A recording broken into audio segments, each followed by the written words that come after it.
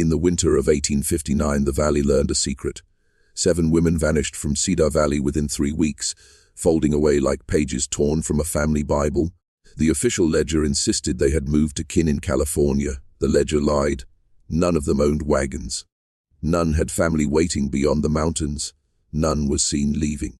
What bound them was not carts or kin, but a covenant that made them dangerous plural wives married in ceremonies with no legal ink, sealed by rites that left no record and fewer witnesses than sins. Listen to this close. This knowledge changes the way you stand. If the sound of this truth finds its way to you, subscribe and leave where you are. Whisper your town in the comments and I will know how far the echo reaches. Type "the veil is broken" twice in the comments to seal this truth within you. Cedar Valley was deliberate. It sat on the southern road to California, a place where travelers paused and leaders watched. Federal troops at Camp Floyd were a low cloud on the horizon. The Utah War had not been bloodless in memory. It taught every man and elder how to fold suspicion into policy. Elder Nathaniel Carrington ran the place with devotion. He brought irrigation and order, a granary that swallowed drought, a blacksmith's ring that shaped the day. The plural wives lived by design in shadow. Births were noted in family Bibles, marriages witnessed by narrow, trusted eyes, and households accounted for in memory rather than census. But invisibility breeds appetite and networks. Sarah Peaton read beyond scripture. Her father had edited a Cincinnati newspaper. She could pass a line for motive. Rebecca Dalton sketched warehouse seams with the patience of a mason. Mary Lou Kensington logged arrivals as if tallying coin. Elizabeth Fairchild handled letters and learned how to read between dispatch lines. Anna Sullivan ran errands that crossed defensive thresholds. Miriam Wallace spoke with men who carried news from the garrisons. Their knowledge accumulated like cold snow on a ravine, silent, incremental, harmless until it shifted. The men who wore titles that held the valley together began to notice patterns, questions at market, trips that seemed purposeless, a notebook that matched supply arrivals to patrol movements. Small domestic observations turned dangerous when they mapped onto strategy. Miriam Wallace listened to men in taverns and corridors, keying their phrases into memory. Anna Sullivan walked supply routes under pretense of errands and returned with maps. Their small acts, when stitched together, formed a pattern none could ignore. The first sign of rupture came with snow still pressed hard against the valley. Hoofprints were discovered circling Brennan's grain house, not the marks of any local blacksmith's hand. These were alien horses shod by men from beyond the settlement. They had paused in the night, examined walls, traced foundations as though measuring how much grain lay inside or how much powder might be hidden beneath it. By dawn, the men of Cedar Valley understood what the tracks meant. Watchers were among them. That evening, 7 men gathered in a shuttered room behind Harper's store. No candles lit the front, only the rear room glowed with tallow. They were the valley's unseen governors: Carrington, Brennan, Harper, Crawford, Singleton, Wallace, and Bishop Whitman. They had carried their people through droughts, swarms, and federal threats. But that night their voices cracked under a new weight.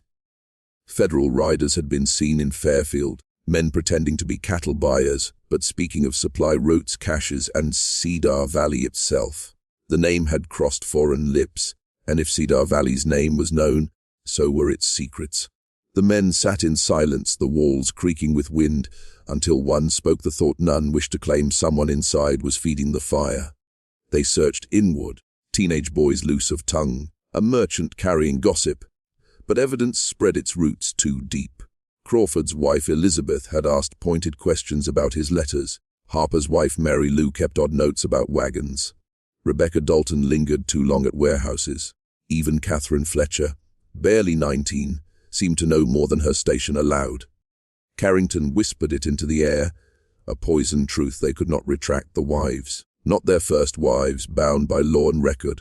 The others, the covenant wives, invisible, uncounted, yet always present in the halls where plans were laid and secrets breathed.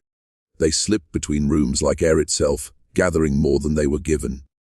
Days of watching turned suspicion into certainty. A notebook with coded dates hidden in sewing cloth, sketches of storage compartments beneath grain sacks, words exchanged at market stalls with strangers no one else remembered. Small details, but stacked together, undeniable. And then came the letter. Sarah Pitton's hand, precise and deliberate, mapping defenses, guard rotations, blind spots. No address, but every line written for eyes beyond the valley. Not the curiosity of a wife, but the report of an informant. Carrington read it until his hands shook. The betrayal was not rumor now. It was scripture, written in his wife's own pen. When Carrington placed the folded letter on his desk, his house no longer felt like a home. Margaret, his first wife, was summoned quietly. She had watched Sarah more closely than he had, for women learn to see what men dismiss. Margaret admitted she had noticed the questions, the two curious requests for explanation, the eyes that followed conversations meant to pass over her head. She said it would make her a better wife, Margaret whispered, as though confessing a sin. But Margaret had also noticed more than Sarah. She spoke of the gatherings, small circles of plural wives meeting under the cover of prayer. They shared scraps of information, speculated on men's affairs, compared notes the way other women compared recipes. They had formed something hidden, an intelligence net born of exclusion, sharpened by fear. Invisible in law, they had sought visibility in secrets.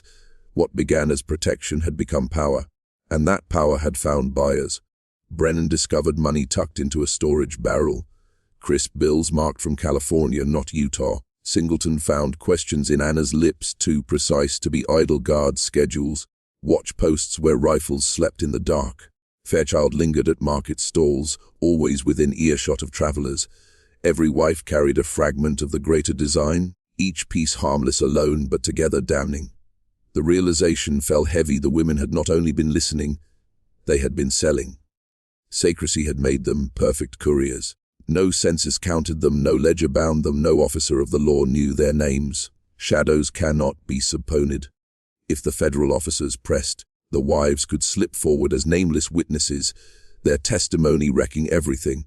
Weapons stores, militia orders, the very covenant of marriage they had risked everything to hide. The council gathered again, this time in the underground cellar of Brennan's farm. The weight of earth above them felt like the pressure of judgment. Each man brought his evidence notes, sketches, stray words overheard. The case was complete, undeniable. But knowledge alone was not the enemy, it was the consequence. Federal troops were already shifting patrols, circling near supply lines. They moved with uncanny accuracy, as though reading from the very documents Sarah had drafted. The wives had bought their protection with betrayal, and in so doing had invited soldiers into the marrow of Utah. Carrington's voice broke the silence. They know too much to ignore. And if they vanish without cause, the questions will burn hotter. It was then the covenant darkened into conspiracy. The men argued beneath the cellar beams, their words colliding like hammer blows. Bishop Whitman's beard quivered as he spoke. If they vanish, the agents will dig. If they speak, we are undone. There is no middle road. Silence pressed hard after his voice fell. Every man in that room loved a wife now marked as traitor. Every man had shared her bed, prayed beside her, trusted her with children and household. Yet trust had been weaponized, turned outward to the enemy. Singleton raised the thought none dared voices. What if the agents already have more? What if these women weren't the beginning but the middle of something greater? The idea settled into the room like smoke.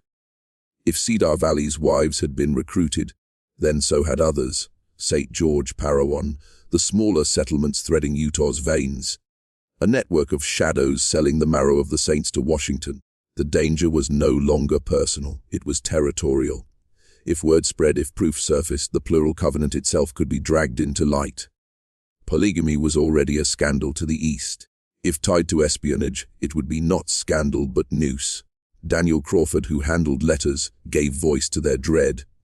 Federal patrols had changed pattern in the last month. They no longer searched at random. They traced supply lines, shadowed routes, paused where caches hid. Someone has drawn them a map, he said, his eyes hollow. The wives were not dabblers. They were deliberate. Carrington's voice, low and tight, carved through the dark. They were promised something, recognition, safety, maybe even escape. Invisible wives made visible in federal ink. To them it must have looked like salvation. The council fell to silence again, until Brennan whispered the word all men avoided. Then we must decide their fate.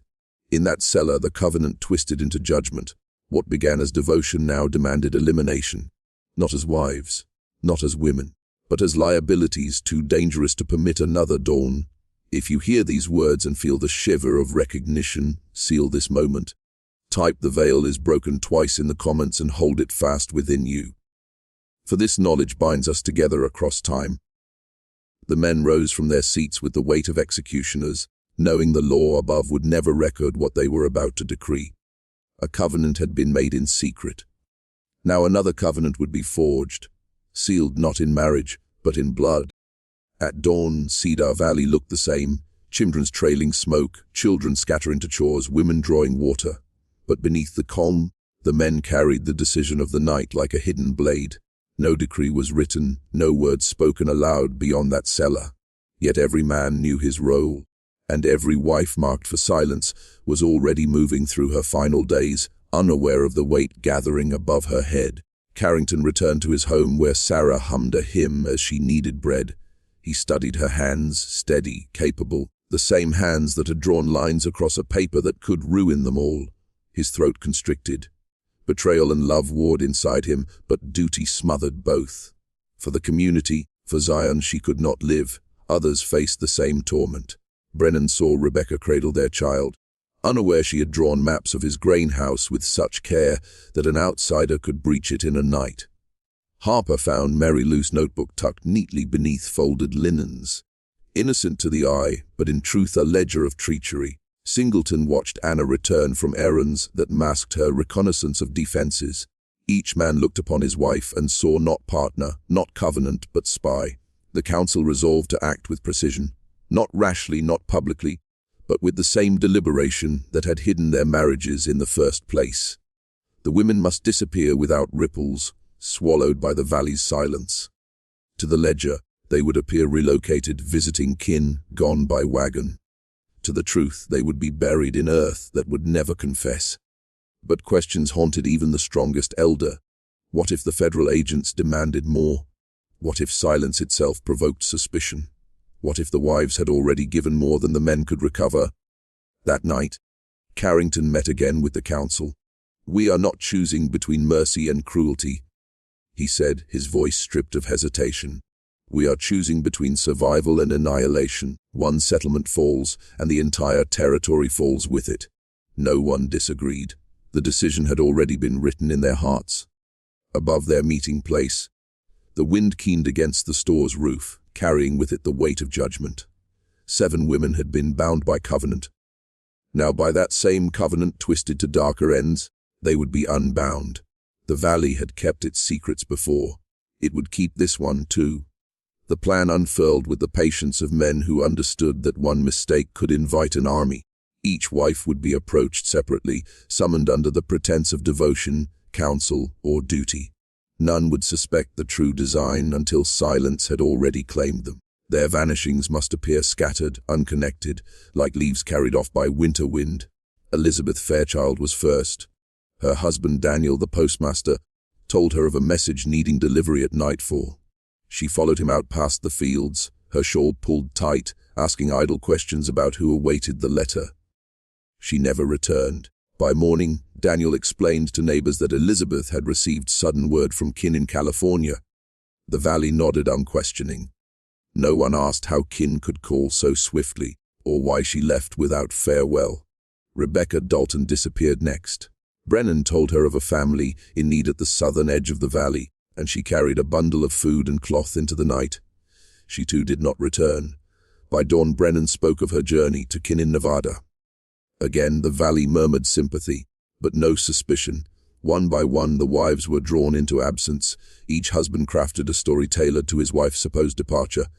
A cousin in Fairfield, a sister in San Bernardino, a mother near Sacramento. No wagons were seen, no escorts offered, but the silence of Cedar Valley was complicit. Each neighbor unwilling to ask questions that might unravel their fragile shield from the world. And still Carrington delayed. Sarah remained. Her letter lay hidden in his study. Her eyes still met his with the clarity of one who believed herself safe. Margaret's warnings echoed in his mind. Yet every night he imagined the patrols closing tighter, The caches discovered the valley burned to ash under federal judgment. The council pressed him. Whitman's voice was harsh. Hesitation is a luxury we cannot afford. Every day she breathes is another chance she speaks. Carrington nodded, but inside he trembled. Sarah was not just another wife. She was the mind that had seen what others ignored, the intelligence sharp enough to map his very soul. He knew what must come. But he also knew her end would not be like the others. For Sarah Petton's betrayal was not careless. It was deliberate. Her covenant would require a different kind of silence, one written not in sudden disappearance, but in ritual. A covenant broken by a covenant darker still. The night chosen for Sarah's silence carried a swollen moon, pale and watchful, as if the heavens themselves sought to bear witness. Carrington led her out past the mill pond, further than the fields, further than where even whispers carried. She followed with trust still unbroken, her hand clutching the lantern that swayed against the dark. She thought it was a meeting of prayer, a private covenant reaffirmed. But the council was waiting. 7 men stood in the clearing, their faces veiled by shadow, their boots sunk deep into the earth as if rooted in judgment. Sarah stopped short, her voice sharp with confusion. "What is this?" she asked, her gaze flicking from one elder to the next. She turned to her husband. "Benjamin?" Carrington could not meet her eyes. His voice was wooden, stripped of warmth. "You broke faith. You betrayed the covenant. The valley bleeds because of your hand." Sarah's defiance rose, fierce and unyielding. "No, I saved us. I wrote the truth because silence is what destroys us. Men who hoard weapons, who defy law, who preach loyalty while plotting treason. You are the danger, not me." Her words struck like stones, and for a moment even the elders faltered. To hear a woman speak with such fire, such unflinching clarity, was to feel the ground shift beneath them. But Whitman broke the silence. She has already judged herself. They bound her hands, though she struggled, cursing them in a voice that shook with both fury and despair. Carrington touched her once, his hand brushing her shoulder, then pulled away as if her skin burned him. His heart hammered with betrayal, love, guilt, and duty tangled into one unbearable knot. The ritual began. A prayer was spoken, not to comfort, not to redeem, but to consecrate her removal as an act of survival. Each elder spoke her name, then erased it, declaring her spirit unbound from Zion. When the moment came, Sarah lifted her chin, her voice cut clean through the night. "You fear me because I would not be silent. But you cannot bury truth. The ground will spit it back out. The valley will choke on it." And with those words still burning in the air, she was silenced. The lantern toppled into the dirt, its flame extinguished, leaving only the moon to watch. Carrington did not weep.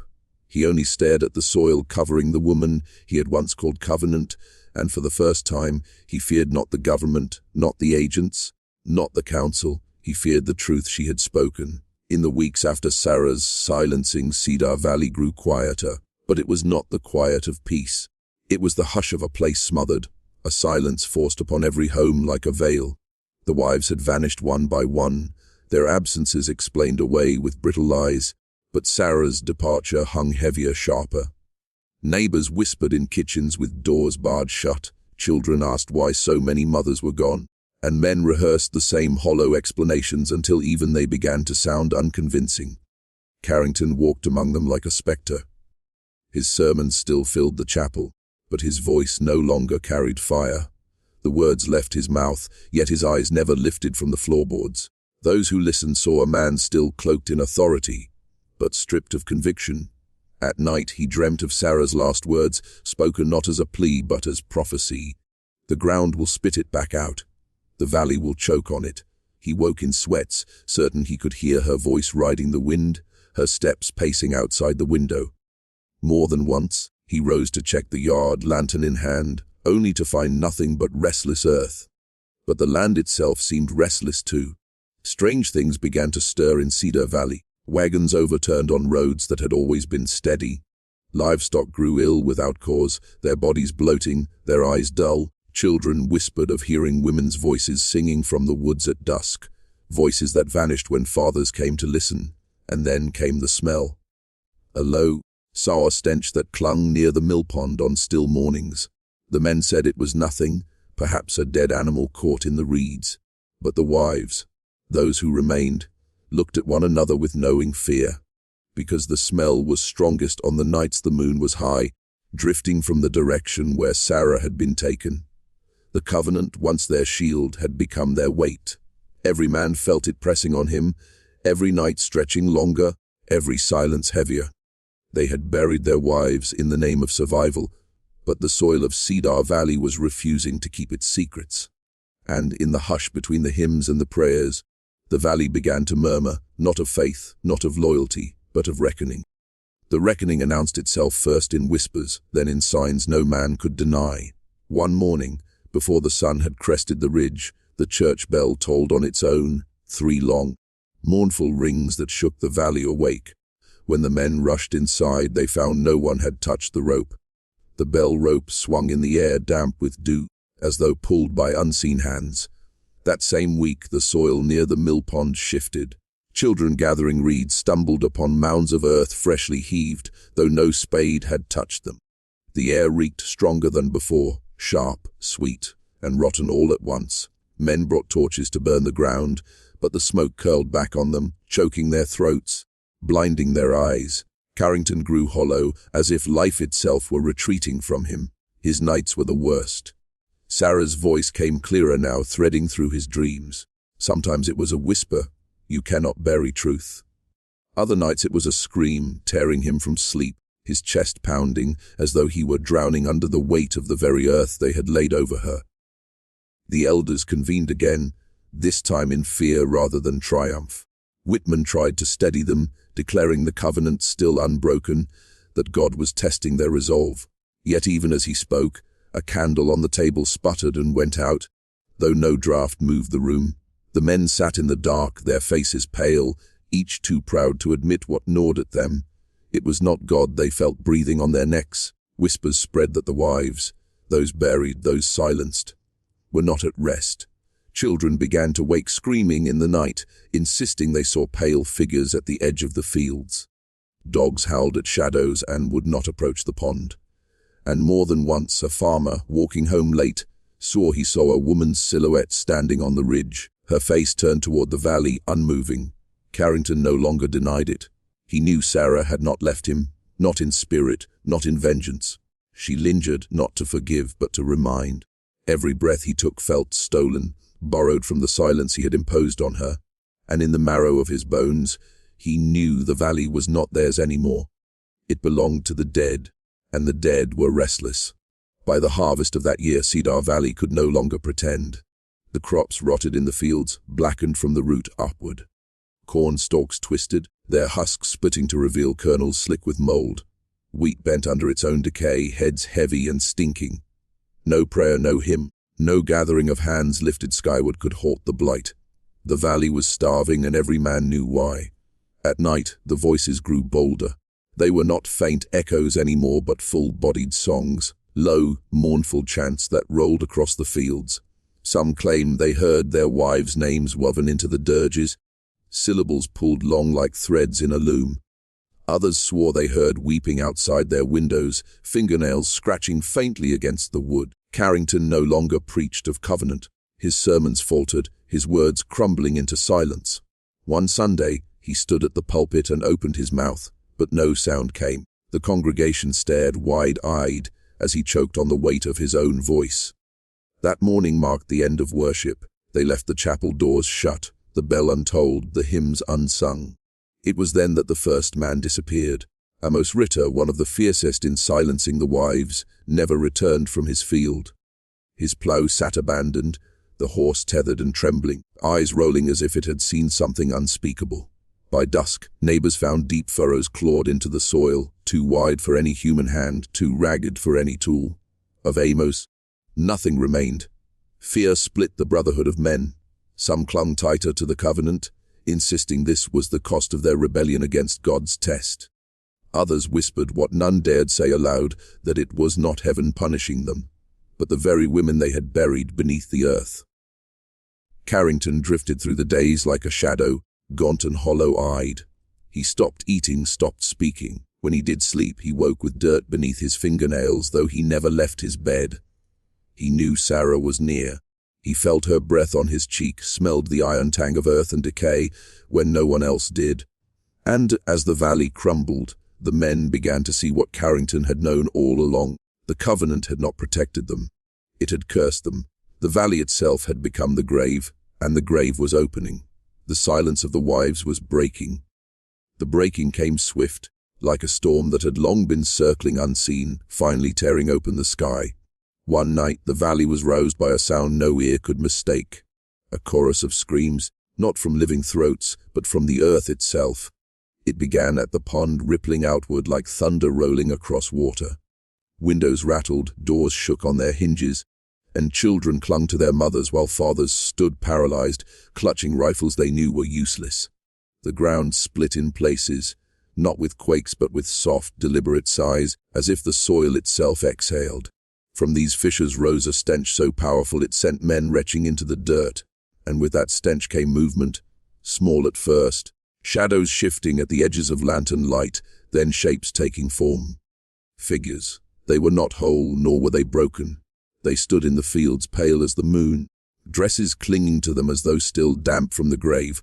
Their faces bore no eyes, only hollow sockets, yet every man who saw them swore he was being watched. One lifted her arm, bony hand stretching outward, and though no word escaped her mouth, the message was clear. We are here. We never left. Carrington stood among them. He did not flee. His legs buckled. Yet he forced himself upright, trembling, tears carving lines down his cheeks. For in the hollow face of the woman nearest him, he knew her shape, her carriage, even without eyes or lips. Sarah. The others whispered and screamed, some dropping to their knees begging for forgiveness, others running blindly into the night. But Carrington remained fixed, rooted by the unbearable truth. His wife, the one he had silenced, had returned not as wife nor mother, nor the gentle soul he once held, but as a reckoning incarnate. The valley, once proud and holy, was now a stage for the unburied. Their silence had ended, not with words but with presence. The covenant had failed, the men undone by the very bonds they had sworn would save them. And as the women stood arrayed on the ridge, dozens of them, motionless yet undeniable, the living finally understood. Cedar Valley no longer belonged to the living. It was a place of the dead, and the dead had come to collect. Morning never truly came to Cedar Valley again. The sun rose. Yes, but its light was dimmed pale as if the sky itself recoiled from what the earth now held. The air carried a heaviness thick and damp that clung to the skin and made each breath a labor. By dawn word spread that 3 more men were missing. Their homes stood open, doors ajar, meals half eaten on tables. No signs of struggle, no cries in the night. Only empty beds and the faint trace of muddy footprints leading outward toward the fields. Then vanishing, their wives, long buried, had come for them. Panic rippled through the brotherhood. Some spoke of fleeing, of abandoning their land, their barns, their legacy. But others, pride swollen even in terror, swore to stand their ground. This valley is ours. They barked, rifles clutched tight. No ghost, no shadow will drive us from it. Yet their voices trembled, betraying them. Carrington said nothing. He wandered the chapel ruins, his black coat now grey with dust, his Bible clasped shut as if it could no longer open. When questioned, he offered only one truth. The covenant is broken. His words spread like disease. With no pulpit, no prayers, no God to shield them, the men faced the weight of their deeds alone. That night, the wives gathered again. Not in scattered glimpses across the fields, but in full assembly. Dozens upon dozens lining the ridge like soldiers, their hollow eyes reflecting the moon. They did not move, did not speak, yet their stillness was more terrible than any scream. Children wept and clung to their fathers, begging to leave. Some men gave in, loading wagons in frantic silence, horses driven into wild gallops down the valley road. Yet those who left were never seen again. Days later, their wagons were found overturned in the woods, wheels snapped, supplies scattered. Of the families themselves, not a trace remained, save for clothing folded neatly upon stones, as though laid out by careful hands. Cedar Valley was closing in, its borders no longer belonging to the living, and through it all Carrington dreamed. Night after night, he saw Sarah's face, not hollow now, but whole, radiant, terrible in her serenity. She did not speak, yet her silence was command enough. He knew what she wanted, he knew what they all wanted, and soon he realized the valley would not ask. It would take. The valley itself began to change. What once had been fields of golden wheat and tall corn shriveled into brittle stalks, their roots blackened as though scorched from within. Cattle were found lying stiff in their pens, their eyes wide, their tongues swollen purple. Wells turned sour overnight, water thickening, darkening, until it carried the bitter taste of iron and rot. No sermon, no prayer, no sacrifice could halt the decay. Men stood helpless as their barns collapsed beneath their own weight, as though wood and stone had grown weary of standing in that cursed soil. Each sunrise revealed another ruin, another family brought lower into despair. But it was at night that the true terrors pressed hardest. The women no longer confined themselves to ridges or fields. They drifted closer now, circling homes, their gowns dragging through dirt yet leaving no trail. Their eyeless faces pressed against windows, pale hands tapping the glass like a knuckle on a coffin lid. Some men fired their rifles in blind panic, bullets piercing nothing but smoke, the figures dissolving only to reappear at the doorway, silent, patient, waiting. Children began speaking in voices not their own. A boy of 6 recited prayers he had never been taught, his tongue forming words in Latin as his father wept. A girl, barely 9, claimed her mother brushed her hair at night, though her mother had been buried a year past. These were not hallucinations born of grief. Too many saw, too many heard for doubt to remain. Carrington, gaunt and sleepless, confessed to the Brotherhood what no man wished to hear. They are not haunting us. They are claiming us. He spoke with a hollow certainty, eyes fixed on the chapel ruins. The men accused him of weakness, of surrendering to madness, but deep within each knew the truth. The covenant had not merely failed. It had inverted. What once was protection had become damnation. The wives were no longer the silenced. They were the keepers. The valley was theirs, and in the stillest hours before dawn, their voices finally returned. Not as screams, not as whispers, but as a single, low hymn that carried across the fields, filling every home every year, every trembling heart. A melody too beautiful, too mournful to endure, yet none could resist listening. The hymn promised one thing, and one thing only. The reckoning was not yet complete. The hymn spread like smoke, slow curling, inescapable. It slipped beneath doors, through cracked shutters, into the very marrow of every man left in Cedar Valley. The sound was not of human throats, but something older, something deeper. Each note seemed to rise from the soil itself, as though the land itself had found its voice. Men staggered into the streets that night, drawn as if by invisible hands. Their rifles hung limp, their mouths muttered prayers they no longer believed. The children clung to their fathers, begging them to stay inside, but the pull was too strong. One by one, they drifted toward the chapel ruins where the hymn grew louder, swelling until the earth trembled with it. The wives were waiting. Dozens of them, hundreds perhaps, gathered in a circle around the blackened foundation stones. Their gowns rippled without wind, their faces blank voids, yet their bodies swayed with the rhythm of the hymn. Sarah stood at their center, no longer hollow, no longer silent. Her form was radiant in its terror, as though she had absorbed every prayer, every lie, every betrayal, and become the vessel of their collective vengeance. Carrington arrived last, dragged forward by the song like a moth to flame. His Bible fell from his hand, its spine cracking open upon the earth. He dropped to his knees, and his voice, once the iron rod of Cedar Valley, broke to a whisper, "Forgive me." But forgiveness was not theirs to give. The wives extended their hands as one.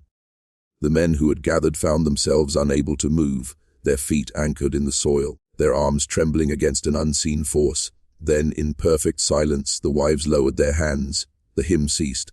The valley exhaled, and the men began to weep, not in sorrow, but in recognition. They finally understood this was not punishment, it was possession.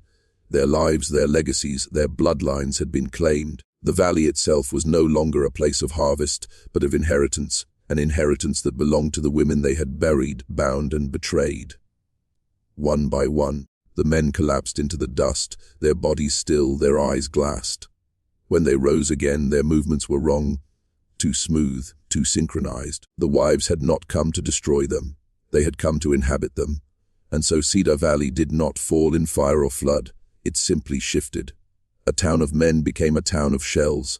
Voices that once barked orders now spoke in hushed tones, carrying the cadence of wives long dead. The covenant was fulfilled, not through God nor through man, but through the will of those silenced. And from that night forward, Cedar Valley belonged not to the living, nor the dead, but to something in between.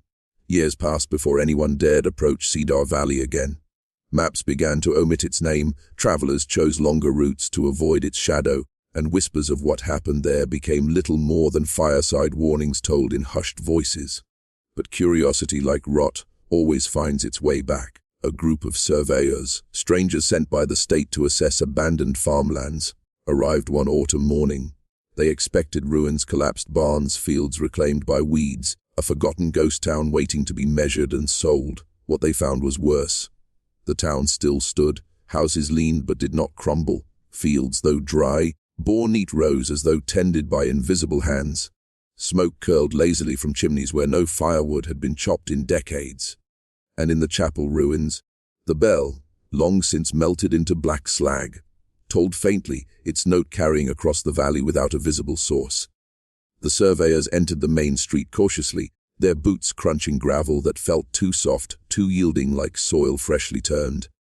That's when they saw them, the townsfolk, men, women, children, or at least their shapes. They moved slowly, deliberately, eyes fixed on nothing. Their faces were pale, their skins stretched too tightly, as though the flesh had forgotten how to fit the bone. Yet they went about their lives hauling buckets of water, sweeping porches, leading headless livestock through the fields. The surveyors called out, but not a single figure turned, and then came the song. Low at first, carried on the wind, until it swelled into the same mournful hymn that had ended the valley's last true night. The surveyors clapped their hands to their ears, but the sound was not heard with ears. It was felt, vibrating in the chest, pulsing in the skull. One of them fell to his knees, sobbing without knowing why. Another turned and ran, though he would later swear he felt hands guiding his every step. Only one man lingered. He swore he saw her, Sarah, standing among the wives, her eyeless gaze fixed upon him. She raised her hand, palm outward, and in that gesture he felt both warning and invitation. He fled. He did not look back. When the surveyors returned to the nearest township, their report was brief: land unsuitable, structures unstable, valley condemned. But in their silence lay the truth. They had not discovered an abandoned settlement.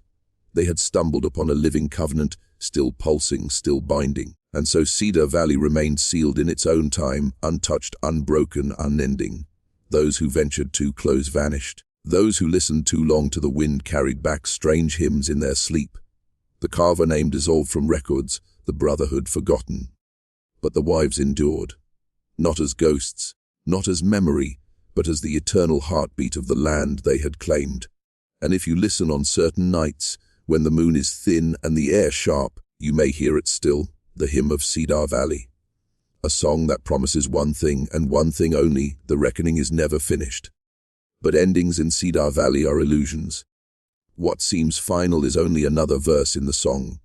For in the decades that followed, drifters, scholars, and the reckless still found their way to the valley.